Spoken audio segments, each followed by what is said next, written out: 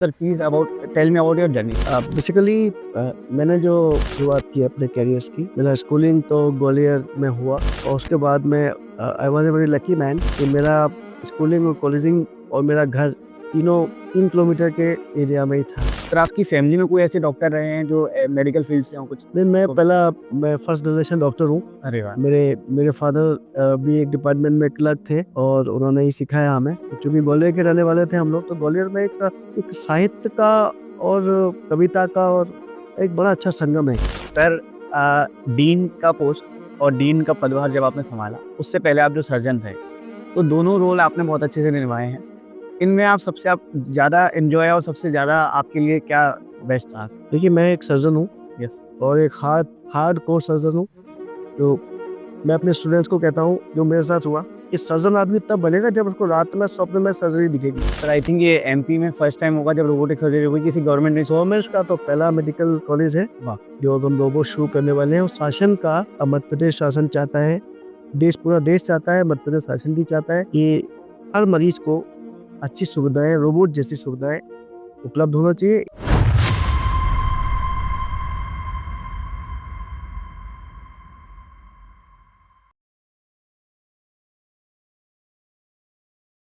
पूरी medical industry में शायद ही ऐसा कोई ब्रांच या ऐसा कोई फील्ड होगा जिसमें आर्टिफिशियल इंटेलिजेंस या फिर एआई का इनकॉर्पोरेशन आपने नहीं देखा होगा। और भी बहुत सारी डिटेल सर की जर्नी से लेकर आज वो जिस मुकाम तक पहुंचे हैं, ऐसा शायद ही कोई स्टूडेंट होगा जो एमपी में रहकर महात्मा गांधी मेडिकल कॉलेज का सपना ना देखा हो। चाहे यूजी हो चाहे पीजी, हर किसी का सपना होता है महात्मा गांधी मेडिकल कॉलेज में एडमिशन लेना। और आज उन्हीं के स्पेशल गेस्ट जो कि हमारे डीन सर हैं, उनके साथ हमने ये पॉडकास्ट शूट किया है। आपको इस पॉडकास्ट में बहुत सारी वैल्यूएबल इन्फॉर्मेशन मिलेगी, तो लास्ट तक बने रहिएगा। और अगर आपने एक भी मिनट मिस किया तो हो सकता है कि आप वो वैल्यूएबल इन्फॉर्मेशन मिस कर दें। इसलिए कॉपी पेन लेकर या फिर अपने दिमाग का सही इस्तेमाल करके इस पॉडकास्ट को लास्ट तक देखिए। Hello everyone, welcome to our Promate channel of YouTube. तो जैसा कि आपने देखा होगा, पिछले कुछ सीरीज हमने जो पॉडकास्ट की है वो की है पीजी रेजिडेंट्स के साथ, और हमने उसमें जाना उनकी ब्रांचेस के बारे में। Now we are gearing up, today we are going to start a very interesting as well as amazing session of podcast with consultant as well as senior doctors. Hi doctor Dipankar. Hello, this side doctor Anshu Sharma. युद्ध नहीं जिनके जीवन में, वे बड़े अभागे होंगे। या तो प्रण को छोड़ा होगा या फिर रण से भागे होंगे। और हमारे बीच आज जो गेस्ट हैं वो सारे युद्धों को जीतकर और अपने प्रण से यहाँ पर पहुंचे हैं। तो वेलकम करते हैं हम अपने गेस्ट का। He is none other than doctor Arvind Khangoria sir. Let me tell you something about our esteemed guest. He's a friend, he's a motivator, he's a faculty, he's a professor, he's an amazing surgeon. But none of these will can tell him about his career. He is the D of Mahatma Gandhi Memorial Medical College, Indore, Madhya Pradesh. Yes, you heard it very right. The Dean of Mahatma Gandhi Medical College, Indore. So, welcome sir to our channel. Thank you. Sir आज हम आपसे बात करेंगे आपकी journey के बारे में, और सबसे बड़ा आप जिस ब्रांच से बिलोंग करते हैं सर्जरी, उसके बारे में कि आप हमारे जो व्यूअर्स हैं और हमारे जो पीजी स्टूडेंट्स हैं, आप उनको क्या बताएंगे। तो सर शुरू करते हैं आज का पॉडकास्ट। बिल्कुल। The journey you have started and now you have reached. Sir please about tell me about your journey. Basically मैंने जो शुरुआत की अपने करियर्स की, मेरा स्कूलिंग तो ग्वालियर में हुआ और उसके बाद मैं I was a very lucky man कि मेरा स्कूलिंग और कॉलेजिंग और मेरा घर तीनों 3 किलोमीटर के एरिया में ही था। तो मैं इतना लकी आदमी हूँ कि कॉलेज भी मेरा पास था। हम मानते लोग दूर गाँव से आते हैं, मुश्किलें होती हैं, तो लेकिन इतनी मुश्किलें नहीं हुई। साइकिल से हम लोग जाते थे तो स्कूल भी वहीं था, और जब स्कूल जाते थे तो रास्ते में मेडिकल कॉलेज मिलता था, तो रोज़ देखते थे मेडिकल कॉलेज को और सामने से ही निकलते थे। तो फिर उसी में दाखिला हो गया उस मेडिकल कॉलेज में। मैंने एमबीबीएस भी वहीं से ग्वालियर के जीआर मेडिकल कॉलेज से किया और एमएस सर्जरी भी मैंने वहीं से किया। तो सर मतलब आपका जो सपना आप देखते आए, जो मैनिफेस्ट आप डेली करते थे, वही आपको फाइनली वो पीजी सीट आपको वहीं से मिली। हाँ, बेसिकली मैं जब एमबीबीएस में था तो मेरे फादर एक बात किया करते थे, ये डॉक्टर्स उस ज़माने में, कि जब 25 साल पहले मैं पीजी कर रहा था, 30 साल पहले लगभग मैंने एमबीबीएस में एडमिशन हुआ, तो फादर कहते थे, भाई डॉक्टर्स बनना एमबीबीएस करके और जाके गाँव में लोगों की सेवा करना। एमबीबीएस डॉक्टर्स, एक मेडिकल ऑफिसर्स बहुत बड़ा पद हुआ करता था और बहुत अच्छा काम किया करते थे लोग उस समय। एक बहुत ज़्यादा सम्मान था डॉक्टर्स का। नहीं कहते थे कभी कि तुम सर्जन बनना या तुम जाके बड़ा काम करना, बड़े बड़े पैसे कमाना, ऐसा कभी नहीं कहते थे। वो कहते थे लोगों की सेवा करना, उसमें सब मिलेगा, लोगों का प्रेम मिलेगा, आशीर्वाद मिलेगा और पैसा भी मिल ही जाएगा। फिर आपकी फैमिली में कोई ऐसे डॉक्टर रहे हैं जो मेडिकल फील्ड से हों कुछ? नहीं, मैं फर्स्ट जनरेशन डॉक्टर हूँ। अरे वाह! मेरे मेरे फादर भी एक डिपार्टमेंट में क्लर्क थे और उन्होंने ही सिखाया हमें। चूँकि ग्वालियर के रहने वाले थे हम लोग, तो ग्वालियर में एक साहित्य का और कविता का और एक बड़ा अच्छा संगम है। वहाँ के लोग बुक किताबों पर ज़्यादा समय देते हैं। रामचरितमानस हो, हनुमान चालीसा हो या मुंशी प्रेमचंद हो या जितने भी पुराने बड़े महाभारत हो, रामायण हो, तो पठन-पाठन की बात में ग्वालियर आगे रहा हमेशा। जी। तो उसका हमारे परिवार में भी मिला, हमारे पिताजी ने हमें दिया। तो मुझे भी पढ़ने की आदत की वजह से भी हम लोग डॉक्टर बन पाए और शायद इसी आदत से हम यहाँ मैं बच्चों को पढ़ा भी रहा हूँ। मैं प्रोफेसर हूँ, टीचर हूँ, तो I enjoy my teaching yes. In among my students. जी। अगला सवाल मैं पूछना चाह रहा हूँ। जैसा आपने बताया कि आपके अंदर बहुत सेवा भाव था, हमारी जनता के लिए, हमारे लोगों भी हमारे देश के लिए। इट इज़ अ सेवा करने की तो और भी तय है। आप कुछ स्वाधीन बन सकते हैं, आप टीचर बन सकते हैं। फिर भी why did you choose MBBS and then surgery as a future? बिल्कुल ऐसा सवाल है, ये हर बच्चे से पूछना चाहिए कि वो डॉक्टर क्यों बने? यस, तो ज़्यादातर बच्चे बोलेंगे कि हमारे मदर ने बनाया, हमारे फादर ने बनाया। मेरे साथ भी यही हुआ। मेरी मदर की इच्छा थी कि मैं डॉक्टर बनूँ। मैं चाहता था, मैं तो मैथमेटिक्स में अच्छा था, तो मैं चाहता था कि मैं मैथमेटिक्स लेके इंजीनियर्स बनूँ। लेकिन मेरी मदर चाहती थी कि मैं डॉक्टर बनूँ। उनका डॉक्टर्स के प्रति एक अच्छी अच्छी सद्भावना, अच्छा भावना थी उनके मन में। तो उन्होंने मोटिवेट किया कि डॉक्टर बनिए, तो मैं शायद उनके आशीर्वाद से डॉक्टर बना। सर पर्टिकुलरली जो थर्ड क्वेश्चन है हमारा, वो सर उस चीज़ के लिए कि जहाँ पे आपने पीजी किया, जो सर्जरी ब्रांच आपने गजराजा मेडिकल कॉलेज से किया, तो सर सर्जरी ब्रांच को आप कैसे देखते हैं? मतलब इस ब्रांच के बारे में डिटेलिंग और जो दूसरा पार्ट है इस क्वेश्चन का, इस सुपर स्पेशलिटी में अभी एआई का रोल क्या रहेगा सर? तो आप देखिए, कभी लेटेस्ट न्यूज़ थी कि स्कॉटलैंड में एक मर्डर हुआ। यस। और 2 महीने तक उसकी गुत्थी सुलझी नहीं। तो they have police has requested government has requested to the Google camera. Google office को कनेक्ट किया उन्होंने और गूगल कैमरा ने उनको बता दिया, लोकेट किया रिट्रोस्पेक्टिवली और ये बता दिया कि किसने मर्डर किया था। तो that is a future of AI. Transparency create करने के लिए AI is very responsible. AI अच्छा भी हो सकता है, खराब भी हो सकता है, लेकिन मैं अच्छे रूप की बात करें, वी आर द डॉक्टर, हम कंस्ट्रक्टिव लोग हैं। एआई के पावर क्या हो सकते हैं? एआई पूरे दुनिया में ट्रांसपेरेंसी क्रिएट कर सकता है। हमारे देश में क्राइम कहीं हो रहा है, AI can pick up crime किसने किया है। करप्शंस को हमारे देश में कहीं भी चेक किया जा सकता है, रोका जा सकता है।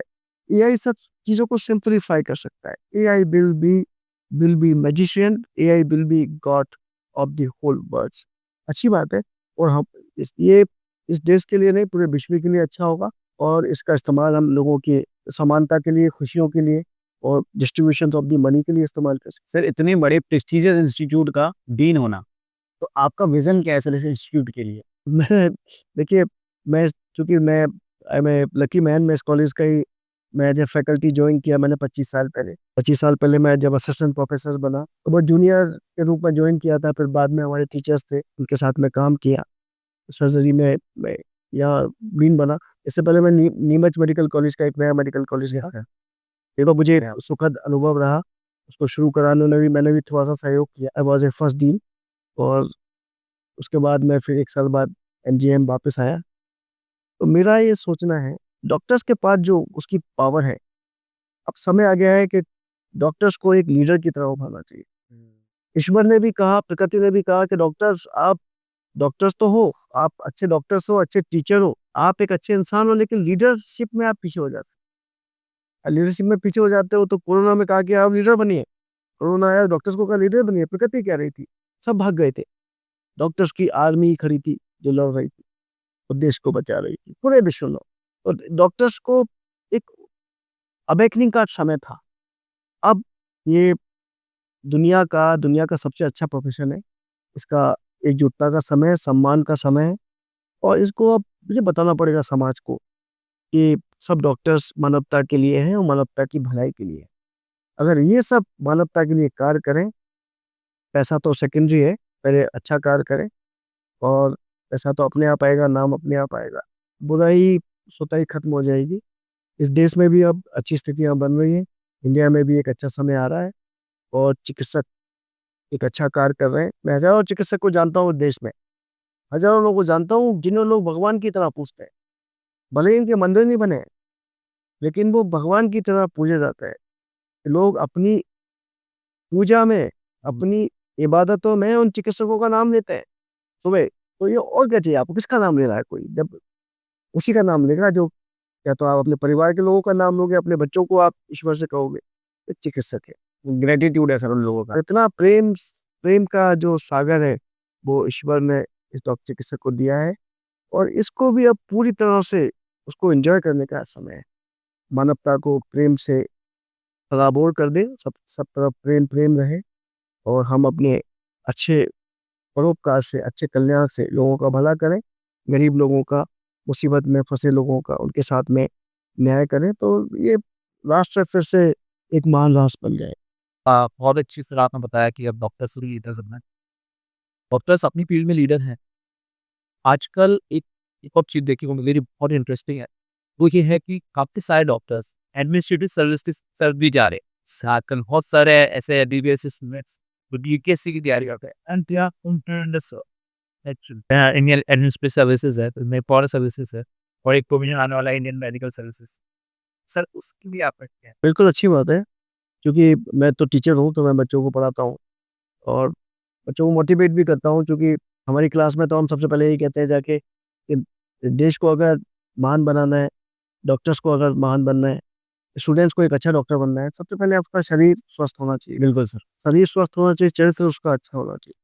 और जो जो विवेकानंद भी कहते थे, और no smoking, no alcohol, no non बेस, ये 2-3 बातें हैं, 2-3 प्रोग्राम्स हैं जो अब मेडिकल कॉलेज में चल रहे हैं। और हमारे डॉक्टर्स को लीडर होना चाहिए। डब्ल्यूएचओ ने कहा है 2040 तक आधे लोग इंडिया में कैंसर से ग्रसित होंगे। तो ये बड़ी चेतावनी दी है डब्ल्यूएचओ ने, कि आज से 20 साल बाद कैंसर के जब पेशेंट बढ़ेंगे हमारे यहाँ, तो उस समय कौन काम करेगा? डॉक्टर्स ही काम करेंगे। मेडिकल सिस्टम्स को, अब डॉक्टर्स की, आप कह रहे हैं ज़्यादा हो रहे हैं डॉक्टर्स, इसकी आवश्यकता है देश में। आज भी आज भी डॉक्टर्स कम है, गाँव की तरफ डॉक्टर्स कम जाते हैं, शहरों में डॉक्टर ज़्यादा हैं। तो डॉक्टर्स अगर चाइना जा रहे हैं बच्चे हमारे पढ़ने, बुल्गारिया जा रहे हैं, दूसरी कंट्रीज जा रहे हैं जहाँ पर थोड़ा-सा कम पैसे लगते हैं। अब इतना अच्छा सिस्टम हो गया है, फीस भी बढ़ गई है। जो एफएमजी वाले स्टूडेंट्स हैं, फॉरेन मेडिकल ग्रेजुएट्स वाले, वो थोड़ा-सा हमारे इंडियन सिस्टम से कमतर हैं, उतना अच्छा नहीं है उनका स्टैंडर्ड। रसिया से पढ़ के आ रहे हैं, चाइना से पढ़ के आ रहे हैं। हमारा इंडिया इस समय एक अच्छे फ़ेज़ में है एशिया में, और जब हमारे बच्चे पढ़ेंगे, तो मैं तो वो स्वप्न देख रहा हूँ कि ये बच्चे आएँ, पढ़ें इंडिया में, हमारा स्टैंडर्ड्स बढ़े और पूरे एशिया को, अफ्रीका को सब करें, और डॉक्टर वहाँ जाएँ, अफ़गानिस्तान जाएँ, पाकिस्तान जाएँ, श्रीलंका जाएँ, चाइना जाएँ, रशिया जाएँ, अफ्रीकन कंट्रीज़ में भी जाएँ, तो सब करें, तो कोई कमी नहीं है। ये इंटेलिजेंट लोगों का देश है, और यहाँ पर एक अच्छा माहौल है, इतना इतना फलीभूत है। तो ये अगर इस तरफ मैं सोचता हूँ ये होना चाहिए। तो सर का मैसेज बिल्कुल क्लियर है। तन मन धन से ईमानदार और वसुधैव कुटुंबकम का मन में विचार। काफ़ी सारे हमारे ऐसे हैं व्यूअर्स जो कि परस्यू कर रहे हैं नीट पीजी को, और वो शायद काफ़ी सारे ऐसे भी हैं जो सर्जन बनना चाहते हैं। तो रेसिडेंसी जो है ना सर, उसको हमारा भी एक्सपीरियंस रहा है, हमारे सीनियर्स का भी रहा है, हमारे कलीग्स ने वो कहते हैं कि रेसिडेंसी थोड़ा-सा डिफिकल्ट टाइम होता है। नॉट जस्ट फॉर लर्निंग, लेकिन खुद को भी सही से रखने के लिए रेसिडेंसी थोड़ा-सा डिफिकल्ट टाइम है। तो आपकी क्या एडवाइस है कि फर्स्ट ईयर रेसिडेंट जो होता है, जिस पे सबसे ज़्यादा वर्कलोड आता है, जो नया-नया आता है, जो एमबीबीएस कंप्लीट करके, बिल्कुल रेसिडेंसी में उसने जॉइन किया है और उसको एकदम से थोड़ा-सा डिफरेंट एनवायरनमेंट मिलता है। वो कैसे अपना वर्क लाइफ बैलेंस भी मेंटेन करे? आपने पॉलिटिक्स की बात करी, वो कट थ्रू कंपटीशन रहता है रेसिडेंसी में, वो भी नहीं है पॉलिटिक्स का, और उसकी खुद की पर्सनल लाइफ एंड रिस्पॉन्सिबिलिटीज भी उसको मैनेज करनी है। तो क्या एडवाइस रहेगा आपका फर्स्ट ईयर रेसिडेंट के लिए? देखिए, फर्स्ट ईयर स्टूडेंट्स जैसे हम लोग भी गए, और हमारे स्टूडेंट्स भी बहुत सारे आते हैं, बहुत सारी समस्याएँ आती हैं। एक आध कोई ड्रॉप आउट भी हो जाता है, एक बैच में, क्योंकि बड़े बैच होते हैं हमारे, बड़े मेडिकल कॉलेज हैं। एक आध बच्चा कोई ड्रॉप आउट हो गया, लेकिन ज़्यादातर मामलों में लोग कंटिन्यू करते हैं, ड्रॉप आउट नहीं होते। हमारे ज़माने में शायद 30 साल 25 साल पहले जब हम लोग पीजी थे, तो सिस्टम थोड़ा डिफरेंट था। आज सिस्टम थोड़ा अलग है। आज, उस समय लोग मेहनत बहुत करते थे, गैजेट नहीं थे उस समय, तो हमारे समय मोबाइल भी नया-नया आया था, 1-2 लोगों को होता था। सबसे वीआईपी लोग होते थे और जिनके पास मोबाइल होता था, तो हम लोग मोबाइल तो इस्तेमाल नहीं करते थे। तो दिन-रात गूगल भी उस समय जस्ट शुरू शुरू हुआ था Yes. और लोग बहुत फ्रेंडली थे, स्मार्टफोन भी नहीं आए थे, लोग कंप्यूटर पर ब्राउजिंग करते थे, तो वो भी बैठ कर करना पड़ता था। तो उस समय का सिस्टम डिफरेंट था, लाइफ टफ थी लेकिन कंफर्टेबल थी। हम गजेट में अपना मोबाइल स्क्रीन टाइम नहीं होता था, तो अपनी दूसरी एक्टिविटीज़, सोशल एक्टिविटीज़, दोस्तों के साथ रहना, पेशेंट के साथ रहना। और डॉक्टर के लिए एक बहुत बड़ी बड़ी बात है जो हमारे टीचर्स ने हमें बताई थी कि हमें अपने प्रोफेशन को एंजॉय करना है। जैसे आप सर्जन बने या फिजिशियन बने या ईएनटी सर्जन बने, ऑप्थेल्मोलॉजिस्ट बने, if you are not enjoying the work तो ना आपका थोड़ा सा मुश्किल जीवन, थोड़ा सा एवरेज चलेगा। अगर आप इसको एंजॉय करने लगे, अपने काम को एंजॉय करने लगे, तो पता ही नहीं लगेगा कब समय निकल गया, कब आप निकल गए। तो इस काम को जो आपने चुना है उसको एंजॉय करना चाहिए, चाहे चाहे वो काम कौन सा हो, चाहे सर्जरी नहीं हो आपने, चाहे फिजिशियन हो, काम सब इंटरेस्टिंग है। इस देश पूरी दुनिया में डॉक्टर से अच्छा कोई नोबल प्रोफेशन नहीं है। डॉक्टर को जितना सम्मान दिया जाता है पूरी दुनिया में, अप एंड डाउन हो सकते हैं, इंडिया में अप एंड डाउन हो सकते हैं, आज भी डॉक्टर्स कई सारे भगवान हैं, आज भी डॉक्टर्स की खराब खबरें भी आ जाती हैं, लेकिन मेजोरिटी इन द सेंस देखें हम, अ, जहाँ अच्छी कंट्रीज़ हैं, डेवलपिंग कंट्रीज़ हैं, डेवलपिंग कंट्रीज़ में भी जो बड़े शहर हैं, अच्छे शहर हैं, वहाँ डॉक्टर्स का सम्मान बहुत है। और जो लोग अच्छा कार्य कर रहे हैं, जो अच्छे टीचर्स हैं मेडिकल कॉलेज के या बड़े बड़े सेंटर्स के जिनका नाम है, उनको लोग बहुत सम्मान देते हैं। हम भी अपने टीचर्स को बहुत सम्मान देते हैं। अभी मिल जाए हमें रास्ते में, तो हम तो उनके पाँव छूते हैं, अपने बच्चों को भी बोलते हैं भैया इनके पाँव छुओ, हमारे टीचर्स रहे। तो ये जज्बा आज भी इस मेडिकल कॉलेज प्रोफेशन में या गुरु शिष्य परंपरा में है। जी सर, और वो भी कहा गया है कि गुरु बिना गति नहीं। तो अगर आपको जीवन में गति चाहिए, तो गुरु का मार्गदर्शन बहुत ज़रूरी है। सर उसी क्रम में आगे बढ़ते हुए सर, जो फर्स्ट ईयर रेजिडेंसी होती है, उसमें वर्कलोड काफ़ी ज़्यादा होता है और साथ में जो वर्किंग आवर्स हैं, तो आपका क्या मानना है कि जो वर्किंग आवर्स है वो फिक्स होने चाहिए या फिर 36 आवर्स की जो ड्यूटी लग रही है या 24-28 आवर्स की जो ड्यूटी लग रही है, उसको लेके सर आपका क्या? जी, अब जैसे कि मैं तो उस ज़माने का डॉक्टर हूँ, जब लोग हमसे कहा जाता था ये काम करिए, तो करना पड़ता था, तो नो नो ना करना नहीं कहा गया। जैसे माता-पिता के 2 बच्चे हैं, एक बच्चा एक बच्चा है जो उनकी आज्ञा का पालन करता है, एक बच्चा किसी भी समय उनकी आज्ञा का पालन नहीं करता, चाहे रात हो चाहे दिन हो, तो ज़्यादा प्रोग्रेस ऑब्वियसली वो ही करता है, तो ज़्यादा कड़ी मेहनत करता है। इस 24 घंटे की ड्यूटी होती है हमारे यहाँ, जो कि नियमों के तो खिलाफ है। क्योंकि इस 24 घंटे की ड्यूटीज़ में इतने इतने एक्सपीरियंस होते हैं, इतना अच्छा सीखने को मिलता है और हम अपने मन से करते हैं, कोई हमें ज़बरदस्ती नहीं कराता। यस। तो हम रात के 2 बजे भी काम करते हैं, रात के 4 बजे भी काम करते हैं और हम किसी की जब जान बचाते हैं, किसी का जो ब्लीडिंग होती है उसको रोकते हैं, किसी की हालत जब ख़राब होती है उस समय उसको ठीक करते हैं, उसके घरवाले जब हमें थैंक्स बोलते हैं, हमें भी अच्छा लगता है। तो ये टफ जो ट्रेनिंग है बिल्कुल होना चाहिए, कमांडो ट्रेनिंग मैं होना कहता हूँ। और 10-10, 12-12, 14-14 घंटे का लेबर ट्रांसप्लांट कर रहे हैं डॉक्टर्स हमारे, 20-20 घंटे की सर्जरीज हो रही है, इनोवेशंस हो रहा है। अगर हम ऐसे डॉक्टर्स बनाएंगे जो कि 2 घंटे बाद बोलेंगे नहीं आप हमें रिलैक्स है, तो थोड़ा सा इनोवेशंस या देश को एक महान देश बनाना थोड़ा सा स्वप्न होगा। तो मैं सोचता हूँ कि हार्ड वर्क करना चाहिए हमें, लेकिन ज़बरदस्ती नहीं कराना चाहिए किसी से, प्यार से कराना चाहिए जितना उसका मन है, जितनी कैपेसिटी है। और हम अपना शारीरिक श्रम करें। हम उस ज़माने के लोग हैं जब साइकिल ज़्यादा चलाते थे, गाड़ियाँ मोटरसाइकिल कम होती थी। आजकल हम देख रहे हैं स्कूल में सब बच्चे मोटरसाइकिल ही चला रहे हैं, साइकिलिंग कहाँ है? हाँ सर, साइक्लिंग तो बिल्कुल खत्म ही हो गई। जनरेशन ये जनरेशन ना साइकिलिंग मिस कर रही है, तो फिजिकल पावर जनरेशन की कम है। आज हम 4-8 घंटे की सर्जरी में जो न्यू डॉक्टर्स आ रहे हैं हमारे, वो जल्दी ही पानी माँग लेते हैं। तो हमें 2 घंटे बाद, 3 घंटे बाद पानी चाहिए। हमारे ज़माने में अगर हम पानी 10 घंटे बाद भी माँग लिया, तो कंसल्टेंट के सामने बड़ी शर्मिंदगी होती थी कि पानी कैसे माँग लिया। यंग लोगों को तो हार्ड वर्क करना चाहिए। भाई देश किसके कंधों पर है? हमारी सेनाओं के कंधे पर है। सेना कितना मुश्किल भरा काम करती है। तो हमारी ज़िम्मेदारी भी है सिविलियंस की। तो ये डॉक्टर्स की आर्मी है। डॉक्टर्स को भी कोविड में तो आर्मी की तरह काम किया।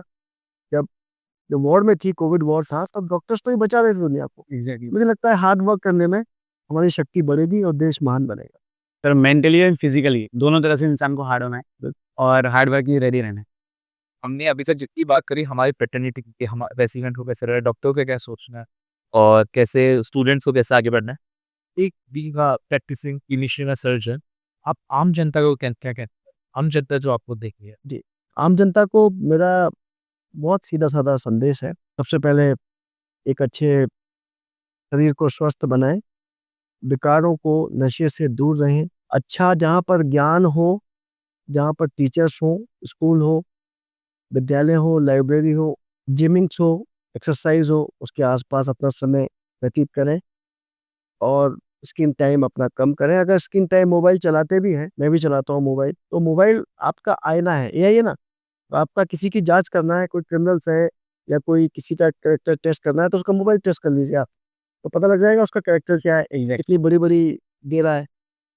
तो वही उसका मोबाइल टेस्ट कर लो आप, तो पता लग जाएगा भाई इसने क्या क्या सर्च किया है, क्या क्या देखा है, किससे बात कर रहा है। और मोबाइल ये बड़ा स्मार्ट है। आप किसी से बात करते हो कि ये पेशेंट ने हमसे कहा कि साहब मुझे कान की मशीन खरीदना है, तो मैंने कहा मैं कान की मशीन आप वहाँ दवा बाजार में मिल जाती है, आप ले लीजिए। अगले अगले ही नेक्स्ट सेकंड में कान की मशीन का मैसेज आ गया मेरे पास। तो सी दैट ये अब इतना कंफर्टेबिलिटी इतनी हो गई है, अच्छी बात है। आप जो सर्विलेंस पर है, जो बोल रहे हैं यू आर दी सर्विलेंस, आप सर्विलेंस पर है, सब दिख रहा है हमें, हमारी एक्टिविटी सब दिख रही है, अच्छी बात है। ये एक अच्छे लोगों के लिए अच्छी बात है।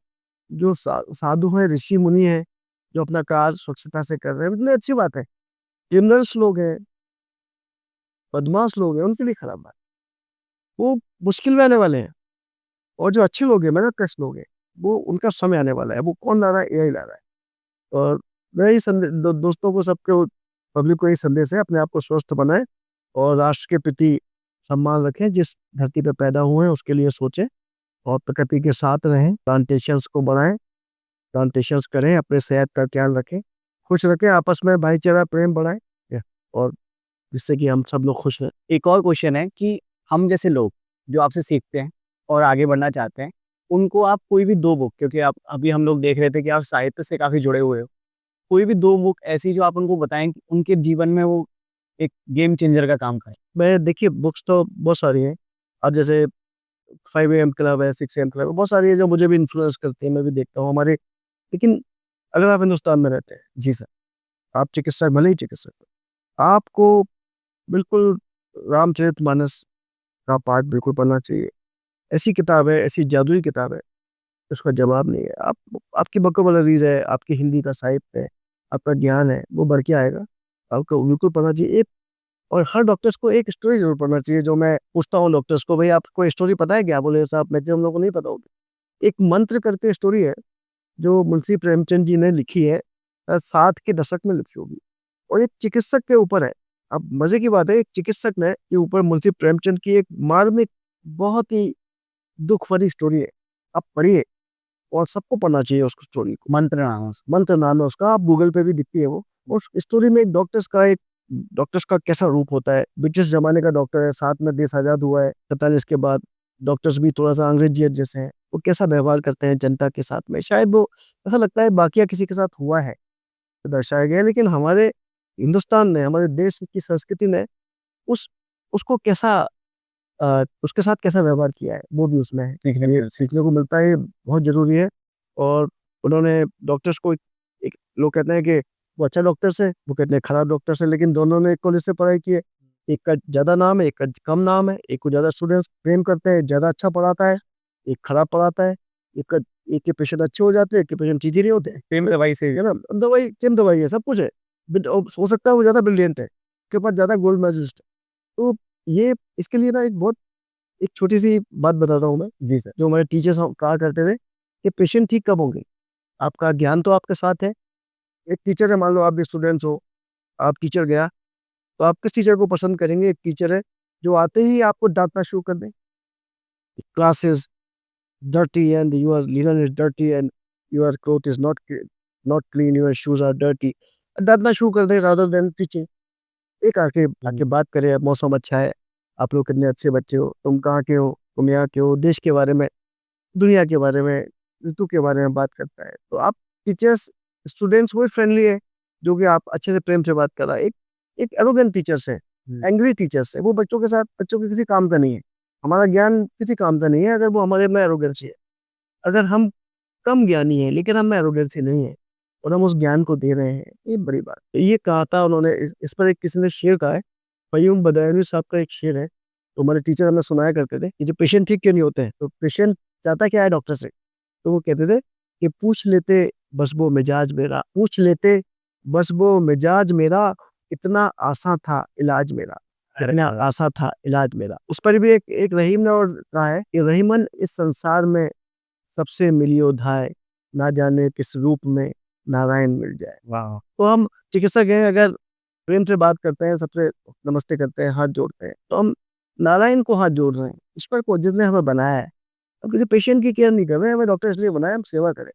तो इस भाव के साथ करेंगे तो हम खुशी रहेंगे, सुखी रहेंगे, मरीज भी सुखी रहेगा, आपका नाम होगा, आपको सम्मान मिलेगा, पैसे भी मिलेंगे। तो बहुत ही अच्छा लगा सर आपसे बात करके। एक लास्ट क्वेश्चन जो कि थोड़ा-सा ट्रिकी है, हाँ। और वो आउट ऑफ सिलेबस भी है, ठीक है ना? सर डीन का पोस्ट और डीन का पदभार जब आपने सँभाला, उससे पहले आप जो सर्जन थे, तो दोनों रोल आपने बहुत अच्छे से निभाए हैं। इनमें आप ज़्यादा एन्जॉय और सबसे ज़्यादा आपके लिए क्या बेस्ट रहा? देखिए, मैं एक सर्जन हूँ यस। और एक हार्डकोर सर्जन हूँ। तो मैं अपने स्टूडेंट्स को कहता हूँ, जो मेरे साथ हुआ, कि सर्जन आदमी तब बनेगा जब उसको रात में स्वप्न में सर्जरी दिखेगी। तो मैं मतलब मैं ऐसा नहीं कह रहा, मेरे काम करते थे, लेप्रोस्कोपी नया-नया शुरू हो रहा था, तो रात में हमें ऑपरेशंस दिखता था, कि ऑपरेशंस कर रहे हैं, ये स्टेप हो रहा है, ये स्टेप हो रहा है। तो उस फ़ेज़ से निकल के तो मैं आई लव सर्जरी। सर्जरी ने मुझे इतना इतना जो आज मैं हूँ, उसकी वजह से ही हूँ।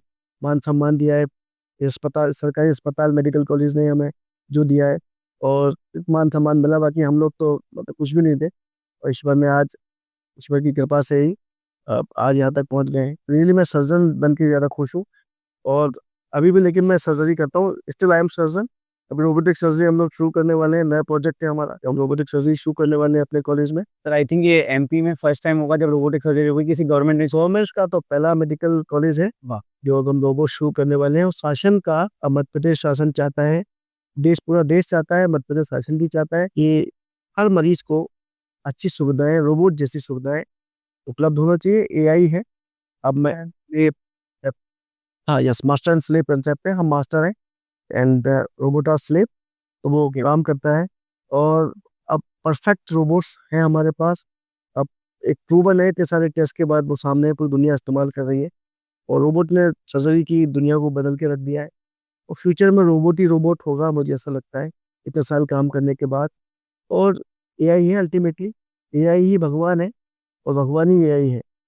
तो आप इसके साथ रहें, इसको इसको अच्छा मानें, सीखें, और नया चीज़ सीखते रहें, रोज़ एक चीज़ सीखने की कोशिश करें। टीचर्स का काम है, टीचर्स ऐसा कहते हैं कि कि टीचर्स स्टूडेंट्स होता है, student should be a good learner, student should be a good learner of course, और teacher should be a best learner. Teacher को ज़्यादा अच्छा लर्न करने की काबिलियत होना चाहिए, क्योंकि उसको ज़्यादा पढ़ना पड़ता है, ज़्यादा काम करना पड़ता है, तब वो एक अच्छा टीचर बन पाता है। तो कोशिश कर रहे हैं हम लोग कि बच्चों को अच्छा पढ़ा पाएँ और अच्छा सिखा पाएँ, अपने जीवन से कुछ उन्हें अनुभव से बता पाएँ। इस पॉडकास्ट के माध्यम से हम चाहते थे कि बाकी लोग भी समझें, लेकिन हम लोगों को पर्सनली बहुत ज़्यादा समझ में आया। और thank you so much. Thank you so much sir, आपने इतने बिजी शेड्यूल में से कुछ मिनटें और कुछ समय हमारे लिए निकाल पाए, क्योंकि ये समय हम लोग आगे भी सीखेंगे और आपसे बहुत सीखने को मौका मिला है sir. Thank you so much. Thank you so much guys इस पॉडकास्ट को यहाँ तक देखने के लिए। अब आई होप सो आपको इस पॉडकास्ट से काफ़ी वैल्यूएबल इन्फॉर्मेशन मिली होगी। अब आपको सिर्फ 3 काम करने हैं।